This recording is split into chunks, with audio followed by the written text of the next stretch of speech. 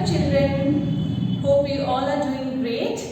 So children, in the previous class, we studied about the habitats, adaptation, what is a habitat, what is adaptation and what is called as acclimatization. We also studied about the various biotic and abiotic factors or components. Correct? Abiotic are the non-living forms while biotic are the living forms on earth. We also studied about the category, the different categories the habitat is divided into, and in that we studied about the terrestrial habitat. Under terrestrial habitat, I explained you about the grasslands and the mountain regions, the plants and the animals, the characteristics of these animals and plants staying there, the adaptive feature what they have developed. Now today let us learn about the aquatic habitat. So aquatic habitat, as the name itself is saying, aqua means water. So the organisms which reside, which stay in the water are called aquatic animals or aquatic organism. You can also call them as habitants. Okay, aquatic habitats. So first one under the aquatic habitat, we'll learn about the plants. Okay, first we'll see the various plants which live in water and then we'll come to the animals. Under plants, we can categorize them into three sections. The first one is floating plant. So floating plants, you must have seen children in ponds and lakes majorly. Some plants will be floating on the surface of the water. If you try to lift them, you can see the characteristics of such plants. The leaf will be, you can say, a little waxy layer, so that the water, it does not get submerged inside the water. So the water will just drive away from the leaf. So they will have wax coated leaf. Okay, and also the stems will be hollow and spongy. Okay, so that lot of air space will be there and they can float on the water. This kind of feature, this kind of characteristics of the plants help them to float on water. Okay, so the examples of such plants are duckweed and water hyacinth. Okay children?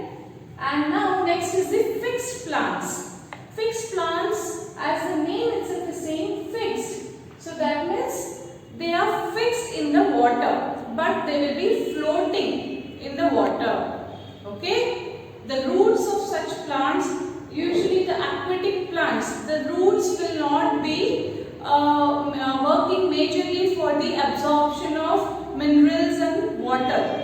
Okay? It will mainly give support to the plant. But in case of terrestrial plants, the nature, the feature of the root, the importance, the uses of the root is to absorb the water and minerals, also give the plant support. But here in aquatic plants, the major responsibility of the root is to give support to the plant. Okay. So in case of fixed plants like water lily and lotus, you must have seen how the leaves would look like of these plants.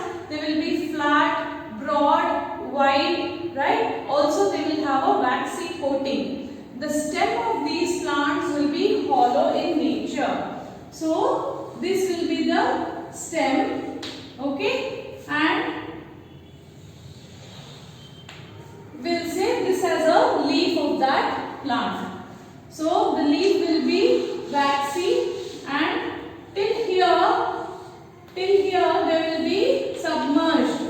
Okay. Till here this will be underwater. The leaf part will be above the water, floating above the water. But the roots of this plant will be fixed in one place. Okay. The roots of these plants will be fixed in one place, while the roots of these floating plants won't be fixed in one place. They will be just submerged inside the water but not fixed. That is the difference between floating and fixed plants. Now coming to the submerged plants.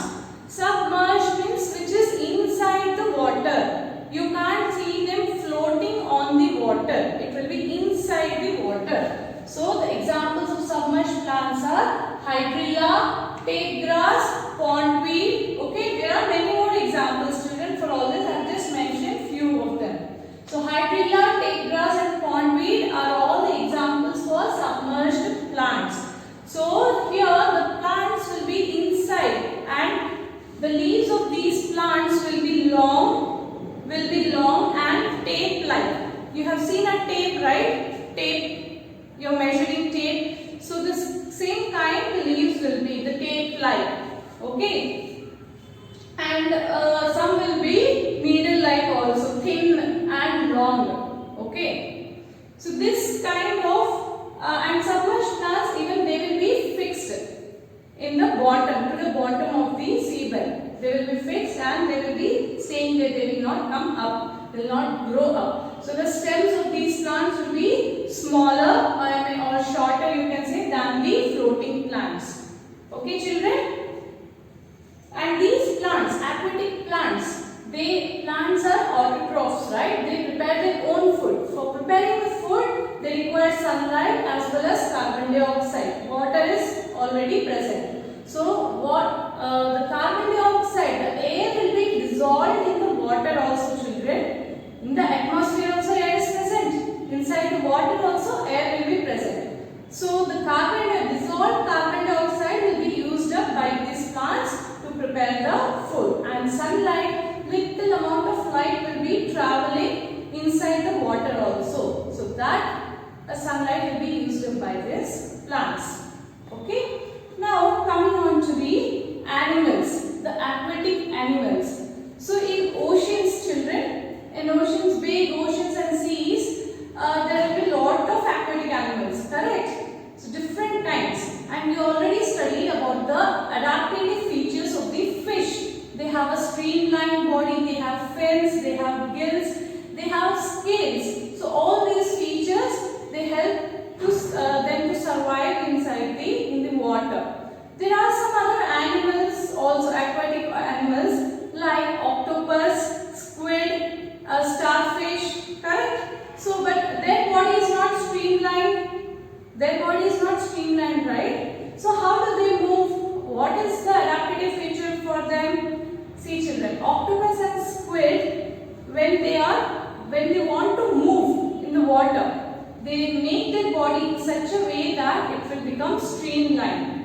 They will put all their limbs down and they will push their muscles so that they will move up or they can move in some direction, okay, with the help of their limb muscles. So they will make their body streamlined there. And certain other animals, organisms like starfish, they reside at the seed bed. Where do they stay? They stay at the seed bed. That means the bed of the sea. There will be all sand and gravels, right? To the ocean bottom of the sea, they will be staying there. So they will have tiny, you can say the sucker kind of limbs, which will help them to fix onto one place. And whenever they want, they can release that and they can move around. Okay. Also, there are few more other organisms like fishes like whales and dolphins. Whales and dolphins are the only aquatic mammal, children, and they breathe through their nostrils, also called as blowholes. This you have studied previously also, just recall it. Okay, they breathe through their blowholes. Okay, children. Now the frogs, children. Even frogs are amphibians, you know, correct? They live both on land and as well as on water, inside the water. So the frog's body is modified to such a way that they get adapted to both the environment.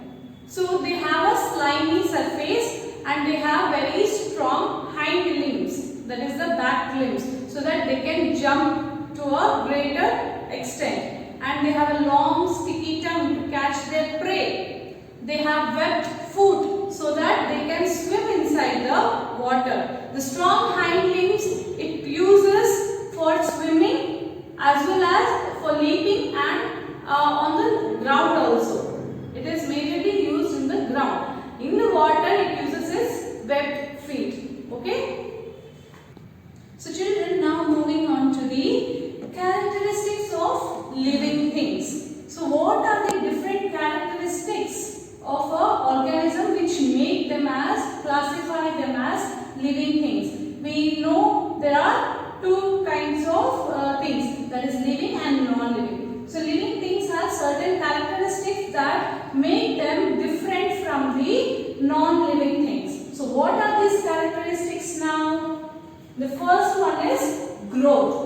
Okay, there are many characteristics, children. I have mentioned few of them. So the first one is growth. So we know that living organisms, all living organisms, they grow. Correct? So growth is defined as a permanent, irreversible change in the size and shape of the body. Size and shape of the body. Correct? So animals, they grow for a certain period. Like even the human. Since childhood we grow to, we become adult, and then the growth stops. Right children? We won't increase in our height. But the growth is happening in some other way. We may become fat, we may become lean, thin, correct?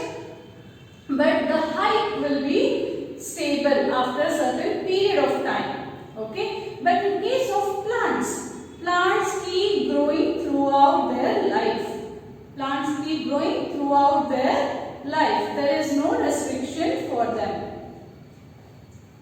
Now next, coming to the movement. Next characteristics is movement. So children, growth doesn't take place in non-living things? No, right? So that is the difference here. Living things grow, non-living things do not grow.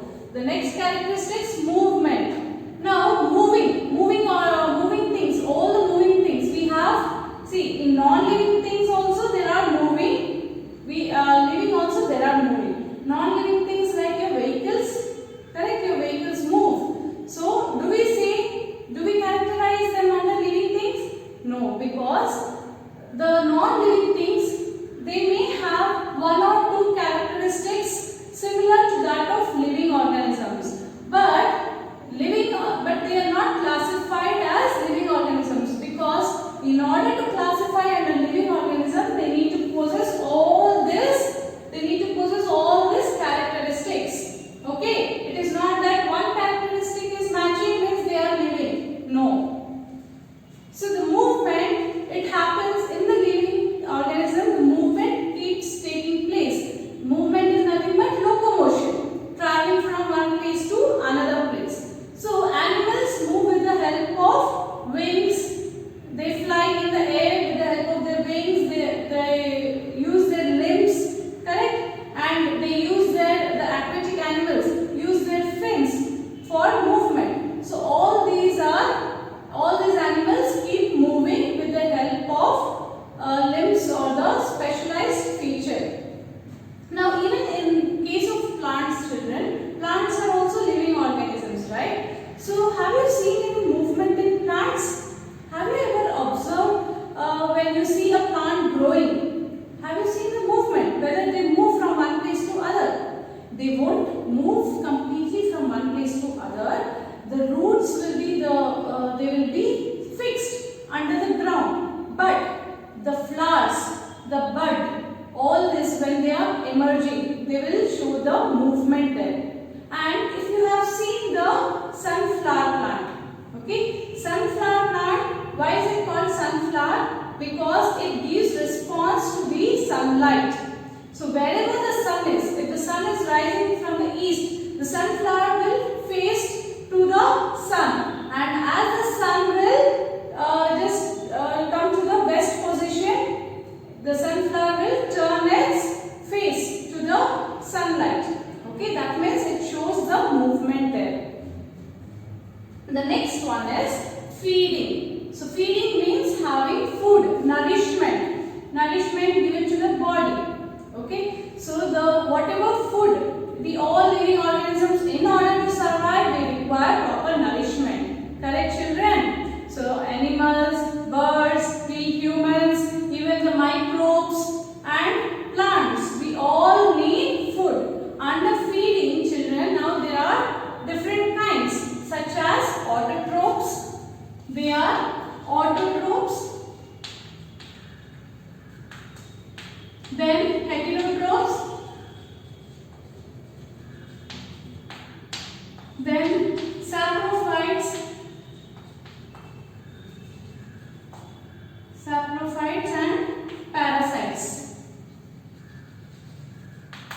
So autotrophs are those organisms which prepare their own food. For example, the plants. Plants prepare their own food. Now heterotrophs are the organisms which feed on the autotrophs. Autotrophs are also called as producers because they produce their own food. Heterotrophs will feed on the autotrophs. Okay. Now saprophytes. Example for heterotrophs. We human, animals, all we come under the heterotrophs. Now saprophytes are those organisms which feed on the dead and decaying matter, such as mushrooms. Okay, it feeds on only dead and decaying matter. Then next comes the parasites. Parasites are those organisms which feed on the living organisms. So saprophytes, they feed on the dead and decaying, but parasites feed on living organism.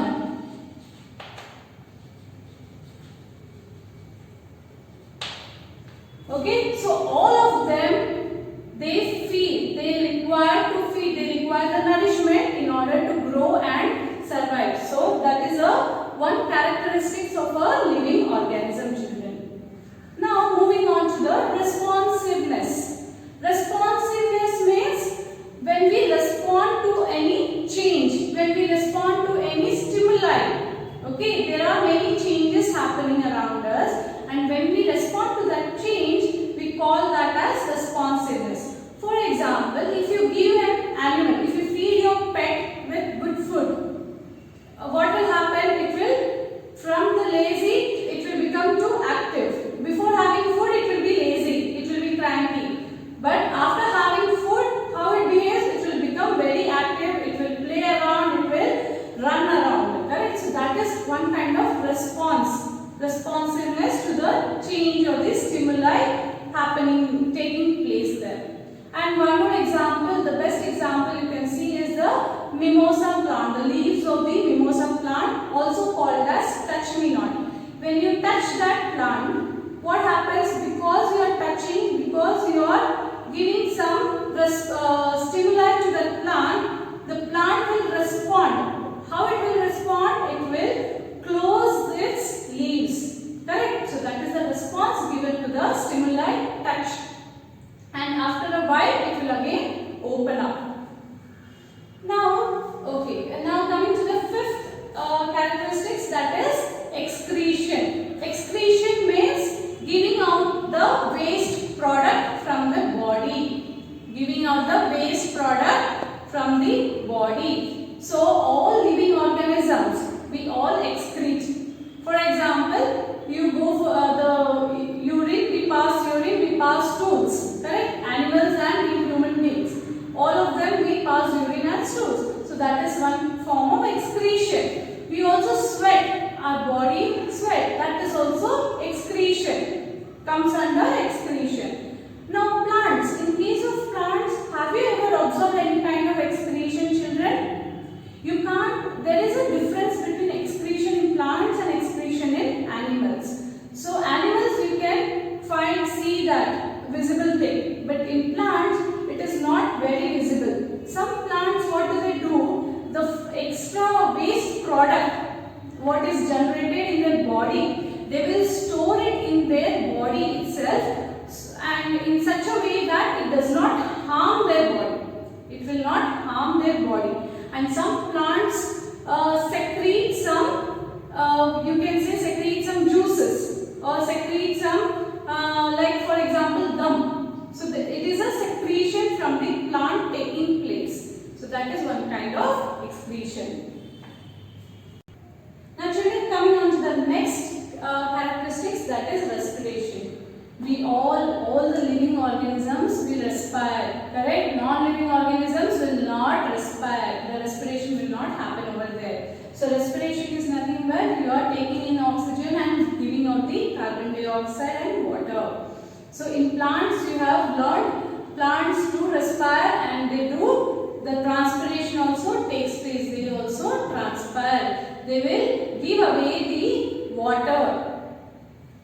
that is respiration. Now next is cellular structure. Cellular structure, children. Cell is a structural and functional unit of our body.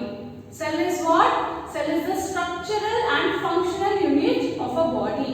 Our body can be made up of one cell. The organism's body can be made up of one cell or more than one cells. So we humans and the upper animals, graded animals, we have more number of cells in our body and they have a particular structure. Even plants, children, plants and if you see the onion, the bulb of an onion, if you take a peel of the onion and see under the microscope, you can see the structure of the cell there. Okay, so even plants do have a cell structure and that is little different from that of the animal structure, children. Okay. Now next point is reproduction. So what is reproduction? When you give birth to a young one which is similar to the parent, that is called as the reproduction. So in case of animals, we all do reproduce, right? Some reproduces with the by laying eggs. Some will give directly birth to their young ones. In case of plants, children, plants also reproduce. We have learned that you can use the stem cuttings of a plant to grow a new plant. The potato plant can be grown with the help of the potato, and potato is a stem. So the buds coming out from the potato can be used for the reproduction. That means the plants also reproduce. The next point is adaptation. So we already learned even this feature that all living organisms, in order to survive in a particular habitat, we have to adapt ourselves. Otherwise what will happen? We cannot survive and like dinosaurs, we will also become extinct. So there are many animals which have become extinct because of the changes in the environment and it could not fit, it could not adapt to that kind of environment. So adaptation is very much necessary in case of a living organism. Okay, so